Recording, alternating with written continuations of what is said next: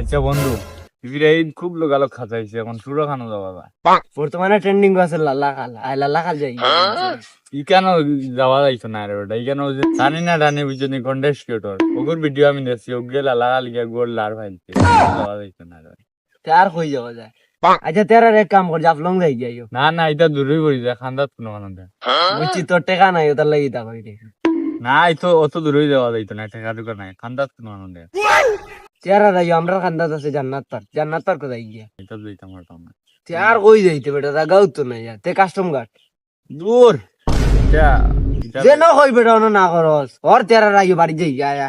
না ভাই দিতাম তো নাই নাই আমার বইয়া নেই। যে আমি তুই বাড়ি যাইতে এক কাম করি, তুই আমারে দরিয়া নে আর আমি তোরে দরিয়া নিম, আমার তোর দরি দিস। পারফেক্ট বুদ্ধি রে ওটা। বইলে দৌড় আমার দৌড় আগে। বেলতলি সুলেমান লেংটা দুহাই লেন্টা কাটা কেল্লা কেল্লায় করে আল্লাহ আল্লাহ গনিশা কান্দুশা ভক্তে করে তোমার। আচ্ছা বন্ধু, ওই রোজা মাইয়া দিন বেটা ফেটো উঠো ধরিলছে বেটা, গাড়ি খান কল দিতে উদাই মুগিয়া। দূর বেটা, বেকার টাকা খরচ করে লাভ আছে, টাকা টুকা এমনিও নাই, বেকার গাড়ি রিজার্ভ করে লাভ নাই। এটা গাড়ি যাইতে পারতাম না আমরা, এটা তো ঠিক নাই যে। আচ্ছা ওই আঠা ধর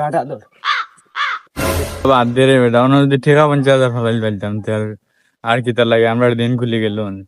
ওই রে আসাও, যদি 50,000 টাকা পালাই যাইতাম তো দুই গে বাক করে নিলাম গিয়ে।